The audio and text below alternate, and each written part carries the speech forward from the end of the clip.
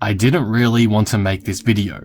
I had this video in the drafts for a little while now, kind of putting it on the back burner because there were some other things I wanted to talk about. But with the Minnesota Lynx recently delisting former Rookie of the Year Crystal Dangerfield just one season after she won that award, I had to share my thoughts. The WNBA in some respects can't be beat when it comes to women's basketball, as there are only 144 roster spots available, meaning it is the absolute best of the best. But when the game is growing as much as it is lately, with the talent pool increasing sizably with each season, it does create a major problem. Amazing players like Crystal Dangerfield and Kyser Gondrezick are essentially losing their jobs after a single down year, and to me, that's a major problem. So in today's video, I'll be explaining the problem I have with the Fever and Lynx deciding to release these two young players in particular so soon, and why I believe rapidly expanding the league's teams or adding a development program into the WNBA would be able to prevent situations like this from happening in the future. Before we start, if you're new here and enjoyed the video, be sure to subscribe for more women's basketball content like this. I'd love to reach 3k subs on this channel by June, so all support would be greatly appreciated.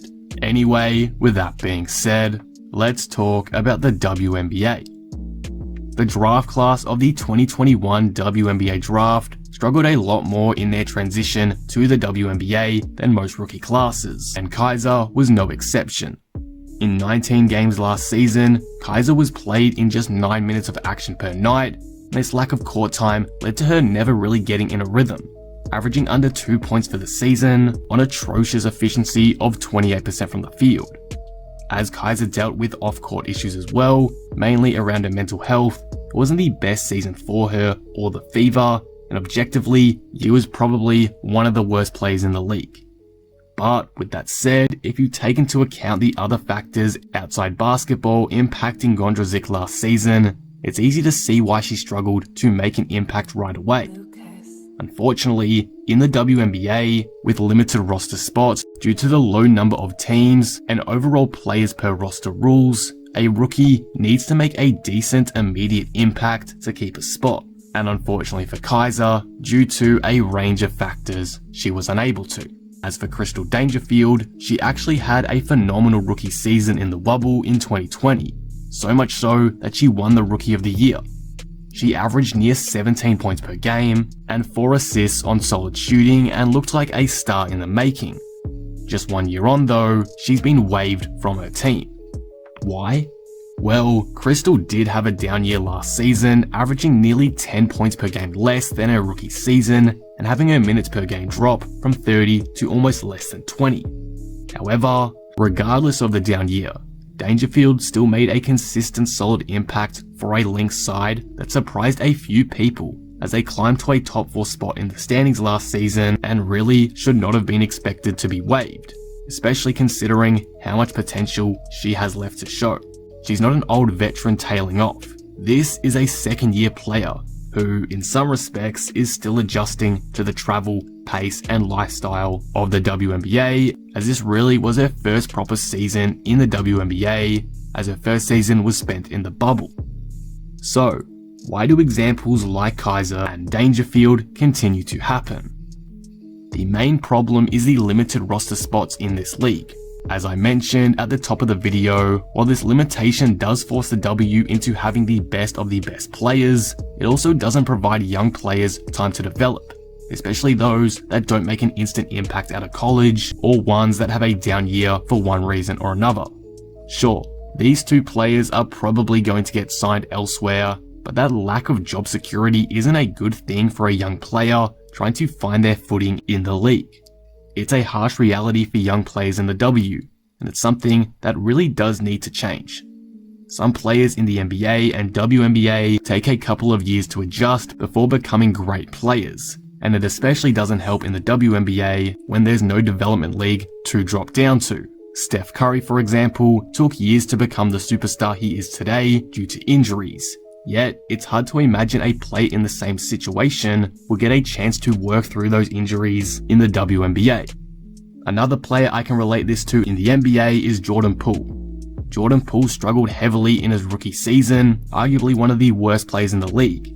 However, after spending time in the G League, he enhanced his skills, and now is arguably a top 3 player on the Golden State Warriors roster in their deep playoff run.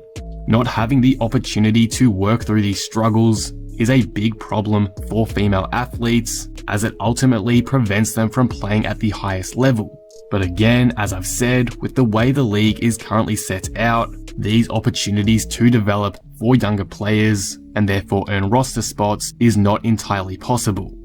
This is why, all in all, the WNBA needs to expand in some form as soon as possible.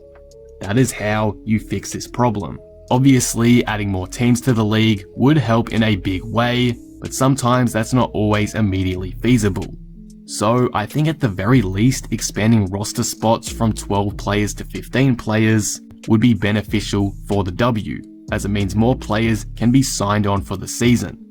This can give slow starting young players still a chance to find their groove for a couple of seasons and not be kicked out after just underperforming for a handful of games. I don't think increasing the number of players per roster from 12 to 15 doesn't just benefit the players, but I think it also benefits the teams too, because who's to say a player like Dangerfield doesn't return to a star level next season after adjusting to her first proper season in the league. Minnesota could end up regretting waiving her, so having these extra roster spots to keep her on board and see through her development would be important from a team perspective too, in my opinion.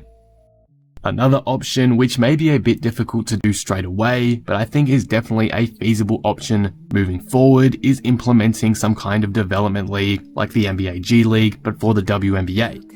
This will allow players like Dangerfield, who may be struggling, to refine their form. As I mentioned with Jordan Poole, there are so many positives to having a development league, and again, for a league with so little roster spots overall, this will help give players a chance that just didn't make the cut.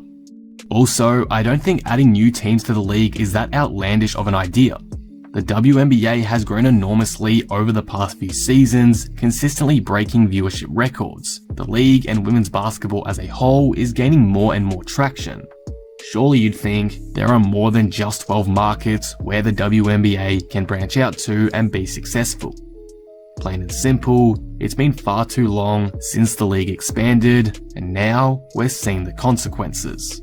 Overall, this is my problem with the WNBA at the moment. With so many talented players, good young players are losing the chance to play at the highest level because there simply isn't enough room for them to be taken on board to have a chance to develop. Sure, average young players in the NBA too do get waived, but in my eyes, the way it happens to players in the WNBA seems a lot harsher than necessary. All it takes is one below average year and you can lose your job. And I just think that some of the players that are getting delisted are too talented to be put into this situation. Who knows how feasible an expansion of teams is, but at the very least, the WNBA should increase roster spots from 12 to 15 or try to implement some development league of some sort. I think it'll help a lot and ultimately prevent the WNBA from losing some of its better talents and potential future stars of the game. But what do you guys think of this? Is this a problem for the WNBA to you? What should they do about it?